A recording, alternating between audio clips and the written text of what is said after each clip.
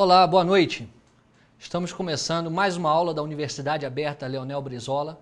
Hoje nós vamos começar com um tema muito importante, que é o tema planejamento estratégico. Nós formulamos a disciplina de ação política aplicada, que vai conter essas duas aulas, essas duas disciplinas. Planejamento estratégico, que é essa e mais duas aulas, e teremos também o curso Elaboração de Projetos, que também serão em 3 aulas. Hoje, nós vamos começar a ver uma parte de organização que é essencial para todo tipo de organização.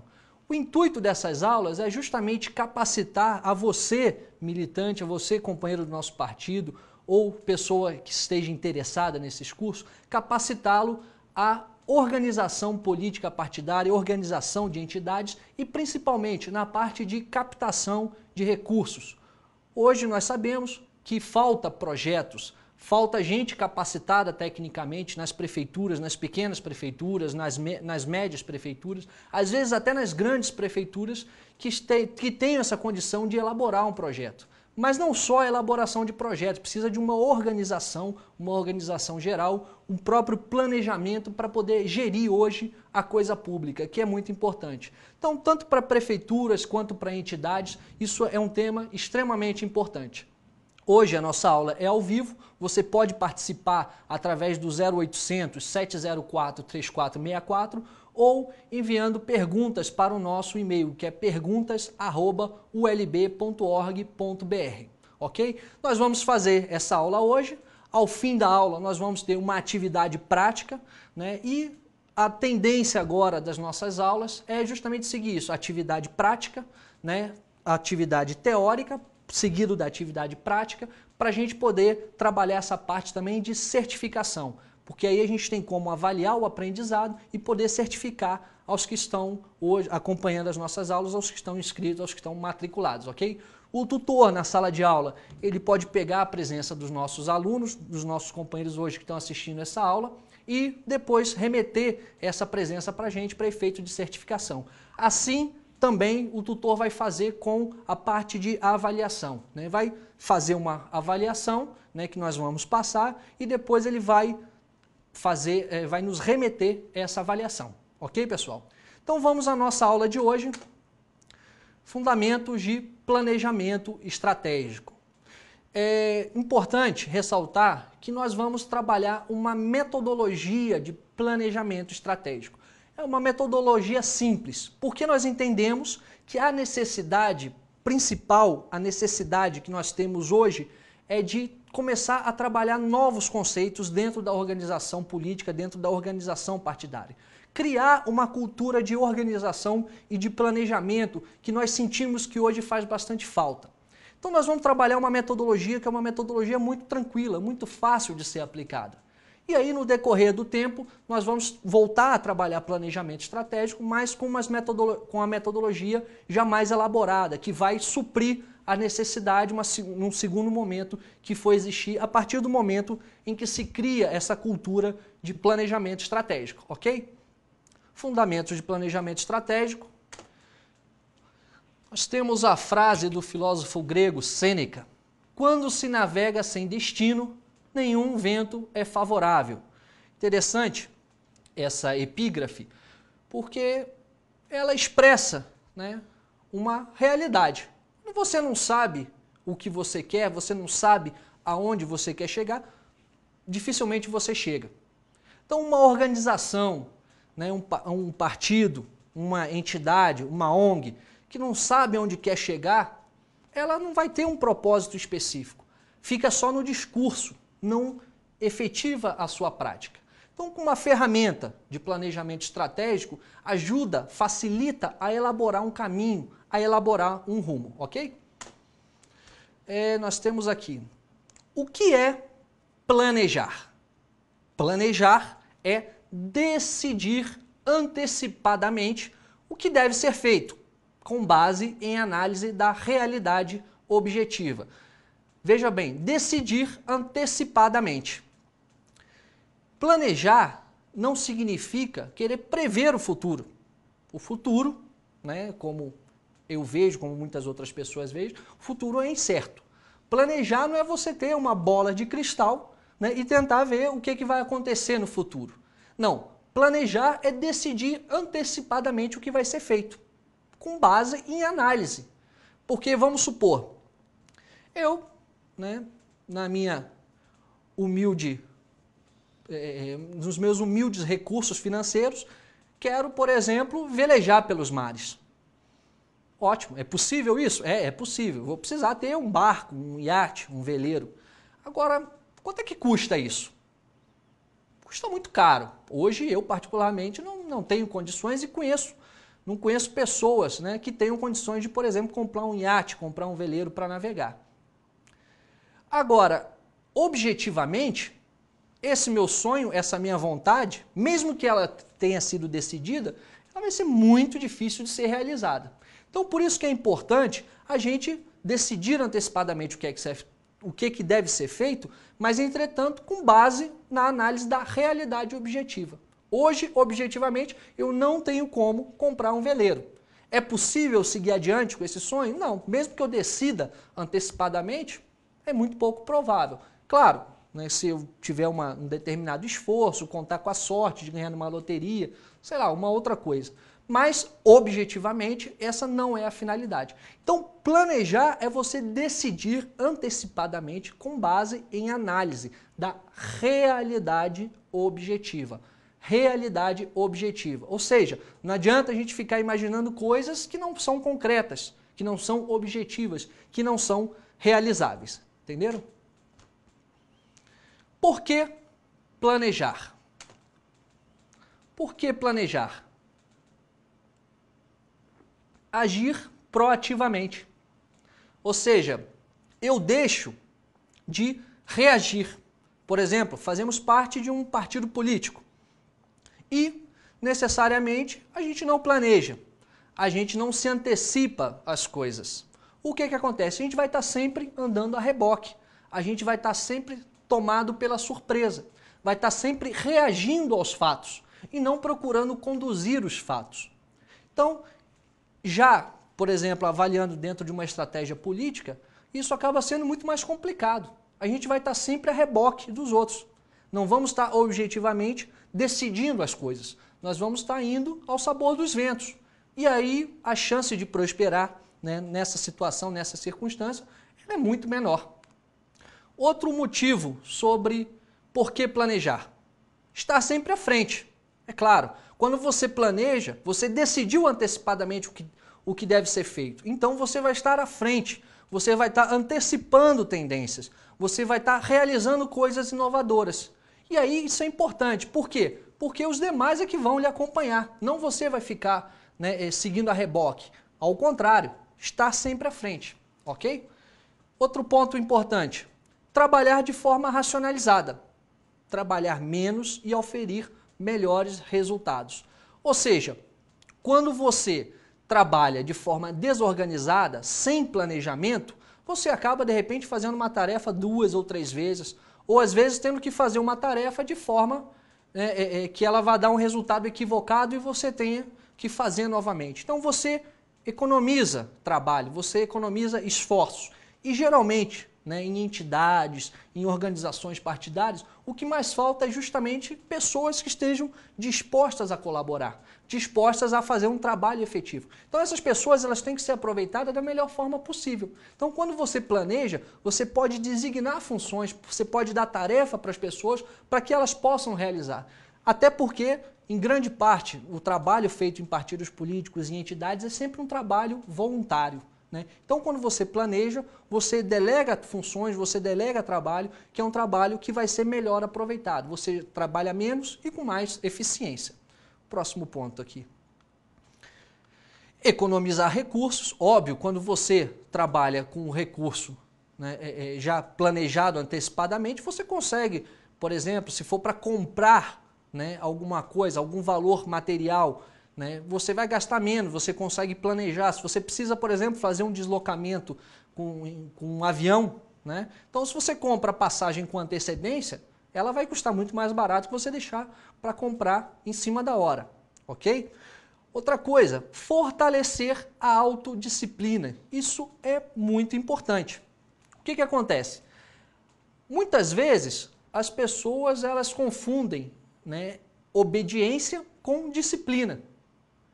Se você trabalha o planejamento, as pessoas já sabem o que tem que ser feito, já sabem as suas funções, já sabem as suas tarefas, o que ela vai começar a desenvolver? A autodisciplina. Ela não vai precisar ser submissa, ela não vai precisar se delegar a ninguém, ela já sabe o que tem que ser feito. Então, isso desenvolve, ajuda a desenvolver a autodisciplina, que é muito importante, que é fundamental em todas as tarefas que a gente realize hoje em dia, seja num partido político, seja numa entidade, seja numa empresa privada e outras coisas que você necessite no seu dia a dia. Conquistar autonomia e flexibilidade. Isso é importante, porque a partir do momento que você planeja, você tem autonomia, ou seja, você não está mais indo a reboque dos outros. E o que acontece? Autonomia e flexibilidade. Você tem flexibilidade, às vezes, para tomar uma decisão ou deixar de fazer alguma coisa.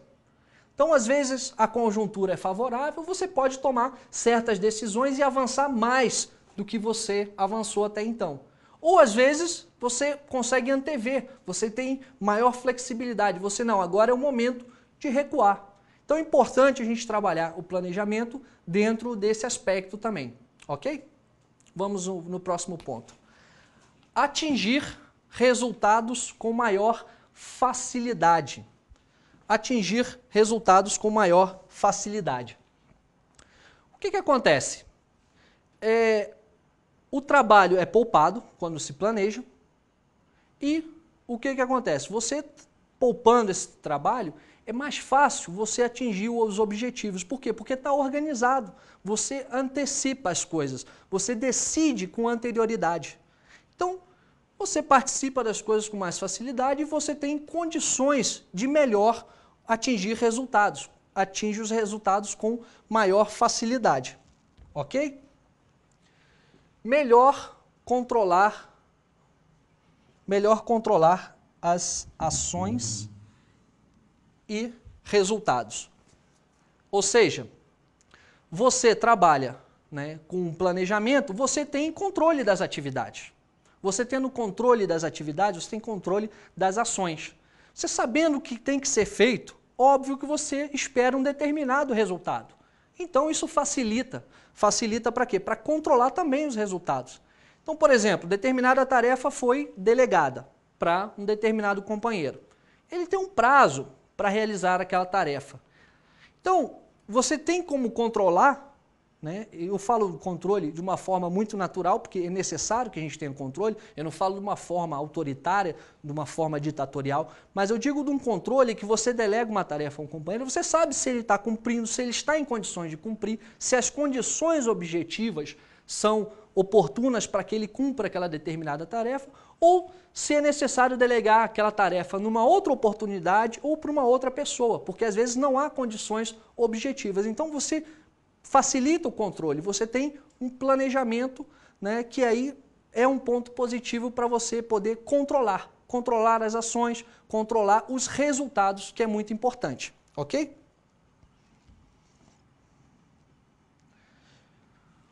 Você tem aqui, né, facilitar a tomada de decisões.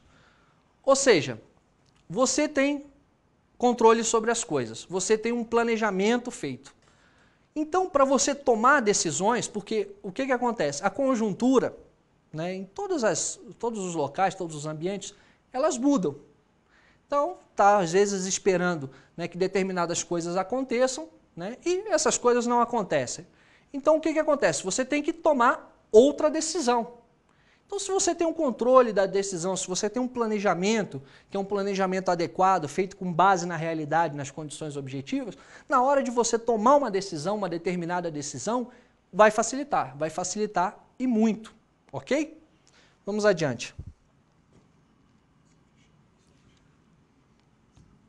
Ok, aprendendo a usar a lousa digital aqui. Quero dar um exemplo aqui de uma viagem de carro. O que é necessário antes de uma viagem de carro até Brasília? Poucas pessoas conhecem, né, a nossa capital federal. Brasília, o centro das decisões, o centro do poder. Você imagina aí, aonde você está nos assistindo, que você necessita ir até Brasília, né? E você mora aí mais de 500 quilômetros de Brasília.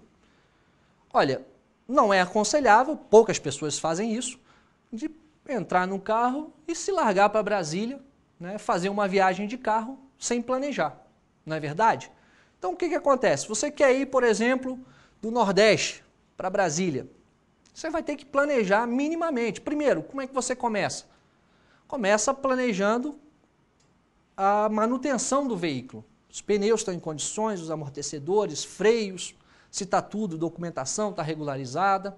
Né? Depois o que você necessita? Necessita ter um mapa, um guia, saber quais são as estradas que você vai percorrer, saber se as condições dessa estrada estão adequadas para tráfego, ou se às vezes é melhor você fazer um desvio para uma outra estrada que está em melhores condições. Antes disso, antes de começar a viagem, você vai para um determinado lugar. Está frio ou está calor lá? O que você tem que fazer? Você tem que fazer a mala, você tem que preparar as suas roupas e assim sucessivamente. Esse exemplo nos dá a dimensão da necessidade de planejar. O ser humano, por natureza, ele planeja com anterioridade. Ele planeja a sua vida, ele planeja, né, sua carreira profissional, ele planeja uma família, né? Nem sempre assim, claro, mas no geral nós planejamos. Quem, por exemplo, nunca planejou, né, minimamente? Até quando a loteria está acumulada, a Mega Sena está acumulada em milhões, a gente acaba, né, fazendo a nossa fezinha ali, faz uma aposta e o que acontece? A gente planeja, olha, se eu ganhar esse prêmio todo, o que eu vou fazer? Eu vou comprar um carro, vou fazer uma viagem pelo mundo, vou dar dinheiro para a família, vou comprar um apartamento aqui, a gente planeja. Então, planejar é uma atividade inerente do ser humano. Então é importante planejar, né, justamente por isso. Você tem uma série de fatores que facilitam o seu cotidiano, facilitam o seu trabalho e é natural do ser humano. Basta a gente ter uma organização mínima para poder planejar. Ok? Vamos adiante. Falar para vocês sobre a metodologia de planejamento estratégico. Planejamento estratégico é interessante porque a gente está falando de plano e de estratégia. Planejar e fazer estratégias, realizar estratégias. Então, o plano é aquilo que você coloca no papel. Estratégia são as medidas, as ações que você vai tomar de forma racional, analisando os fatores. A estratégia, ela é uma coisa extremamente importante. Ela advém principalmente das questões militares, dos combates, das guerras, né? E é importantíssimo, porque o que vale numa batalha, o que vale numa guerra é a melhor estratégia. Vocês querem um exemplo? Um exemplo muito claro sobre a necessidade da estratégia? Você imagina hoje, né, os Estados Unidos, todo o poderio bélico que eles têm, aliás, é um poderio bélico, né, que já mantém há muitos e muitos anos. Tem lá equipamentos, soldados, né, frotas e mais frotas da marinha naval deles, tem aviões, tem satélites espiões, tem uma série de equipamentos voltados para a guerra, para a destruição. E, comparativamente, você pega um país lá da Ásia, né, aquele pessoal, né, pobre, Vietnã, como aconteceu na década de 70, você imagina uma potência como os Estados Unidos se jogando contra um paizinho pequeno, dividido, com poucos recursos, pouquíssimos recursos, de enorme pobreza. Inclusive até os próprios irmãos vietnamitas, magricelos, sem aquela estrutura física, né, que tem os americanos, por exemplo, que são mais taludos, são mais parrudos. Você imagina o que daria uma guerra, né? Um poderio enorme daquele dos Estados Unidos se jogando contra um país fraco, né, dividido, e inclusive um processo de guerra civil.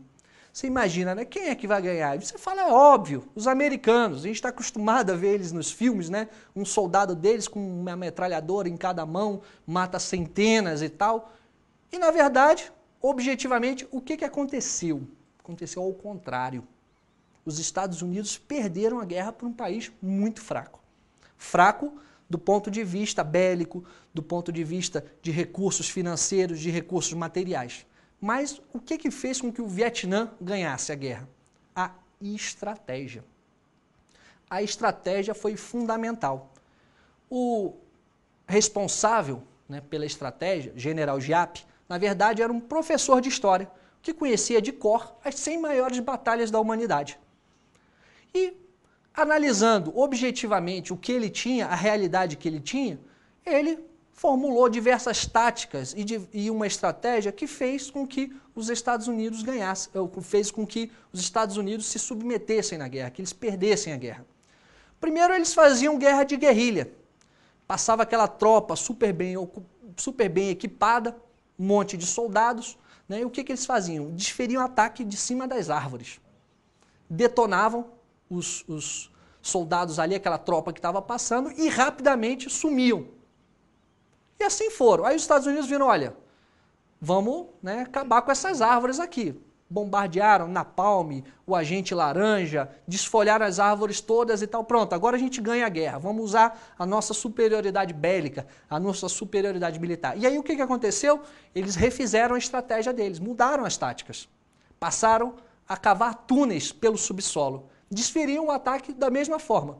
Apareciam do nada, surpreendiam os americanos e voltavam para as tocas. Foram construídas verdadeiras cidades subterrâneas. Inclusive, essas cidades subterrâneas eram becos, né, que sem saída, ou com saídas, por exemplo, com armadilhas que os soldados americanos entravam atrás, se perdiam lá dentro, acabavam, né, se estourando em cima de uma granada ou caindo num buraco cheio de bambus espetados, com pontas, né, voltadas para cima. Enfim, a estratégia utilizada pelos vietnamitas fez com que a maior potência bélica do mundo fosse derrotada. Então, planejar, a gente tem que levar do ponto de vista das nossas condições materiais e das nossas condições objetivas. Então você usa uma estratégia, você cria um plano, utiliza as estratégias e aí pouco importa o nível de forças, porque aí você tem facilidade para o confronto. Você tem, mesmo que a outra força seja uma força superior, você tem condições de melhor combatê-la e inclusive de derrotá-la. Por isso que é importante o planejamento estratégico. E aí eu estou falando também no âmbito da política. A política é necessariamente o emprego de forças.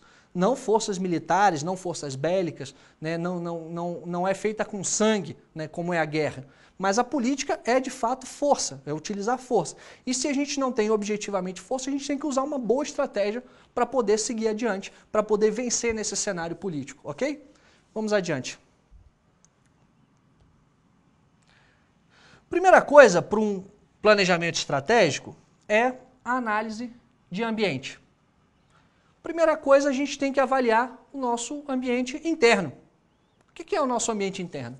Conjunto de interações dos atores que influencia diretamente a organização. Conjunto de interações dos atores que influencia diretamente a organização.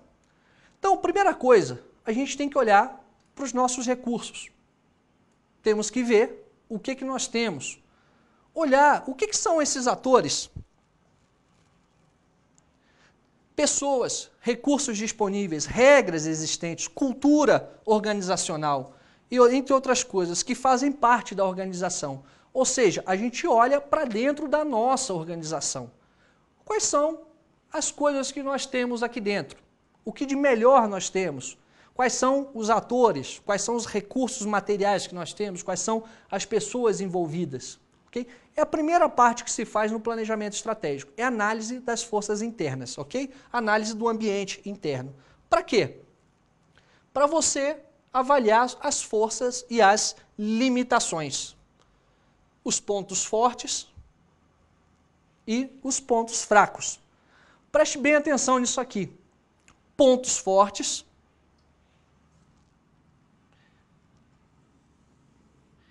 que são o quê? As nossas forças, as nossas qualidades, né? O que é que nós temos de bom, o que é que nós temos, né, de melhor. Isso tem que ser mapeado. E avaliar também os nossos pontos fracos.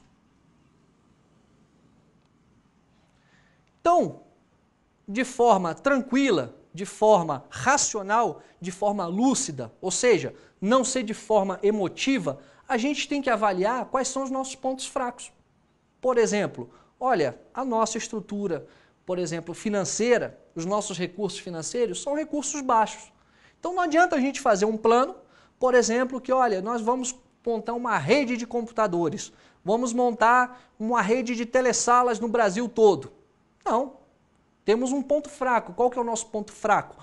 Parte de recursos financeiros. Não que isso, eu estou dando um exemplo, não que seja necessariamente. Determinados municípios, determinadas entidades, né, têm bastante recurso financeiro que pode empregar. Mas supondo, né, que nós temos que avaliar com clareza os nossos pontos fracos. Às vezes, por exemplo, a nossa parte de organização burocrática, né? Olha, a gente não tem, por exemplo, lá a lista de filiados no nosso diretório. Isso acontece muito. É um ponto fraco? É um ponto fraco. Né? Precisa ser corrigido? Precisa ser corrigido. A análise do ambiente interno, ela serve justamente para isso. Saber quais são os nossos pontos fortes, para quê? Para fortalecê-los ainda mais, e saber quais são os nossos pontos fracos para reforçá-los, para que eles não sejam mais pontos fracos, para que não sejam nossos calcanhares de Aquiles, por exemplo. Então, a análise do ambiente interno é o primeiro passo que você dá para você fazer um planejamento organizacional, ok? Vamos adiante.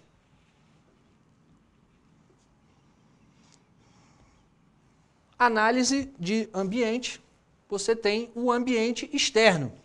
O ambiente externo é o conjunto de interações dos atores que influencia direta ou indiretamente a organização. Um exemplo. Quais são esses atores? Né? São pessoas, são organizações, são fatos que se correlacionam por meio externo. Fatos que se correlacionam por meio externo, ou seja, não fazem parte da nossa organização. Um exemplo, pensa um pouco sobre a crise internacional, ok? Crise internacional. O que ela acaba, é um problema que está acontecendo no exterior. Foi um problema gerado aqui dentro? Não, não foi um problema gerado aqui dentro. Mas, enfim, aconteceu externamente. É contra a nossa vontade? É contra a nossa vontade. A gente tem poder de decidir sobre isso? Não, nós não temos poder de decidir sobre isso. O que acontece? Diminui a arrecadação de impostos. Diminuiu a arrecadação de impostos, o que acontece? Vai reduzir o fundo de participação dos municípios, por exemplo. Reduz o fundo de participação dos municípios. Aí o que acontece? Aquele candidato a prefeito, era um cara lá, por exemplo, da oposição, e estava trabalhando lá, né, sua campanha, fazendo milhares e milhares e milhares de críticas. Né? Aí ganhou o governo, entra agora, tomou posse agora no mês de janeiro e efetivamente tem um monte de coisas para fazer, porque ele só criticava, né? Não que seja ruim criticar, mas criticava sempre, né? Colocou um plano de governo lá falando que ia realizar um monte de coisas, mas veio esse problema, diminuiu o fundo de participação do município, ou seja, tem menos dinheiro em caixa. O que acontece? Vai fortalecer a oposição dele, fortalece sim a oposição dele. E se for o contrário, aliás, da mesma forma, enfraquece a situação. Quem está no governo era oposição, foi para o governo, os recursos diminuíram. O que aconteceu? Enfraquece a sua posição. Ou seja, você está aí na situação agora, está no governo, você vai ter mais dificuldade de trabalhar. E aí a oposição aproveita e se vale disso, necessariamente. Ok? Então, o ambiente externo precisa ser avaliado. É importante, né, que a gente tenha os fatores externos que possam vir a atingir de forma direta ou de forma indireta. Às vezes, por exemplo, uma conjuntura política do município. Né? O município era apoiado por um determinado parlamentar, vamos supor, e esse parlamentar conseguia, através de emenda orçamentária, levar recursos para aquele município. E aí, levando recursos para esse município, né, ele tinha condições lá, o prefeito, de fazer alguma coisa e tal. Então, objetivamente, né, por exemplo, a oposição ganhou, pode ser que aquele deputado não queira mais apoiar, não queira mais apresentar emendas ao orçamento e não se leve mais recursos para o município. Então, fazendo análise externa, você vê que, de forma direta, a gente pode ser prejudicado, ok? Então, a análise externa, análise do ambiente externo, você trabalha da seguinte forma, através da avaliação das ameaças e das oportunidades. Por exemplo, todos falam sobre crise. Momento de crise, né, é um momento preocupante, né? E muita gente também, esse otimismo, nosso otimismo do brasileiro, acaba, né, fazendo com que a gente tenha, né, mais otimismo, faz com que a gente tenha mais, né, melhor ver as coisas, né? A nossa tendência é sempre de avaliar as coisas de forma positiva. Então, na crise, a gente sempre procura criar, né, abrir outras oportunidades, a gente acaba produzindo novas coisas. Então, por exemplo, análise do ambiente externo, também a gente avalia as ameaças, são ameaças potenciais, de forma direta ou indireta, ou de forma quais são as oportunidades. Voltando ao exemplo da crise internacional, da redução do fundo de participação dos municípios, você é da oposição, você avalia isso com antecedência, você já pode estruturar, por exemplo, perdeu a eleição, né, agora, no último ano, né, você vai para a oposição. Então você avalia, né, olha, vem essa crise aí, se você avaliou com antecedência, é um fator que pode indiretamente nos atingir, já é uma oportunidade, por exemplo, de você fazer uma oposição sistemática, de fazer uma oposição correta. Então, o planejamento estratégico ele é importante devido a esse aspecto. Você faz a análise do ambiente, o ambiente interno e o ambiente externo. Você avalia os pontos fortes e avalia os pontos fracos. Tá? Você vê as ameaças e você vê as oportunidades. Coloca tudo isso, né? Elenca isso direitinho, coloca num papel, né? E começa a discutir, ok? Vamos seguir aqui. Aqui, vamos lá que a gente vai começar a propor um exercício. Então, primeira coisa, para a gente exercitar isso que a gente aprendeu. É importante que vocês tenham anotado isso. Análise de ambiente, ok? Ambiente externo e ambiente interno. No ambiente interno, o que a gente avalia? Os pontos fortes e os pontos fracos. No ambiente externo, a gente avalia as ameaças e as oportunidades, ok? Então a gente vai começar a trabalhar, como eu disse, de forma objetiva. Então a gente vai trabalhar os pontos fortes, os pontos fracos, vamos trabalhar as oportunidades e vamos trabalhar as ameaças. Ou seja, fazer uma análise do ambiente interno e ambiente externo, ok? Então, primeira coisa, escolha uma organização para isso. Isso é tarefa, para a gente colocar em prática aquilo que a gente está aprendendo. Escolha uma organização. Pode ser o partido, pode ser uma entidade, pode ser a prefeitura, que porventura você seja funcionário, tá? Pode ser uma entidade que você mesmo crie, né? Você vai lá e estabelece, né, o que seria uma entidade que você gostaria de criar, por exemplo, e você vai escolher uma organização. Para quê? Para começar a fazer o planejamento estratégico dessa organização, ok? Então a primeira coisa, você vai fazer a análise interna e a análise externa. Você vai trabalhar esses dois pontos, análise interna e análise externa, destacando pontos fortes, pontos fracos, ameaças e oportunidades. Ok? Você vai fazer isso num grupo de até 5 pessoas. Você trabalha, você junta o pessoal, que está aí hoje na telesala, né? Um grupo de até 5 pessoas, não precisa ser de 5 pessoas, pode ser de 2, pode ser de 3. Se tiver 6 pessoas, faz 2 grupos de 3 pessoas. Tá? Se tiver 4, né, pode fazer 2 grupos de 2 ou pode fazer um grupo de 4 pessoas só. Né? E começar a trabalhar. Escolhe a organização, que você quer começar a fazer esse planejamento estratégico, né? E avalia, faz análise de ambiente. Ambiente externo, ambiente interno. As forças, os pontos fortes, os pontos fracos, as fraquezas da entidade, as ameaças e os riscos. Começa a trabalhar isso e coloca no papel. Máximo, né, de 2 laudas, padrão ABNT. Então você faz isso de forma distinta. Análise de ambiente externo, análise de ambiente interno, e você elenca, né, os pontos fortes, os pontos fracos, né, os riscos, né, ou seja, as ameaças e as oportunidades. Coloca tudo isso elencado e guarda aí junto com o tutor, né? Entrega isso para o tutor, pode ser feito hoje, imediatamente após a aula, ou pode ser um outro dia que vocês marquem para realizar. É importante que seja feita uma discussão, que seja feito um debate, porque a base do planejamento é justamente esse, é o debate. O planejamento você trabalha no coletivo. Não adianta, por exemplo, eu determinar, você escolheu aí, por exemplo, fazer o planejamento do partido no seu município.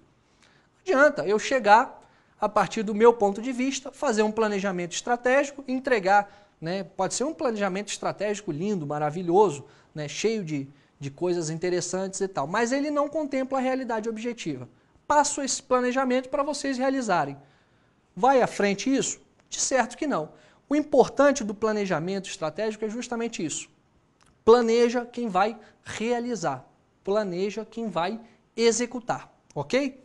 Então, pessoal, qualquer dúvida, nós temos aí aberto o e-mail perguntas@ulb.org.br e nós temos também outros canais no qual você queira levantar a sua dúvida. Então, durante a semana, nós vamos ter um novo encontro aqui no dia 27, para continuar a segunda parte, vamos ter a segunda e a terceira parte do planejamento estratégico, vamos esmiuçar um pouco mais essa metodologia, e efetivamente vamos também apresentar algumas ferramentas que são necessárias, aliás, não que sejam necessárias, mas que facilitam e muito a atividade de planejar. Planejar é extremamente importante, planejar é inerente do ser humano, planejar é fácil, planejar requer você parar um pouco e pensar, estabelecer as estratégias, fazer uma análise de ambiente, E isso é o cotidiano da política. E a política, como todos sabem, qualquer entidade, qualquer organização, ela tem sua correlação direta com a política. Ok, pessoal? Então é isso, quero deixar um abraço para vocês e marcar um novo encontro, a segunda aula sobre planejamento estratégico para o próximo dia 27. Um abraço.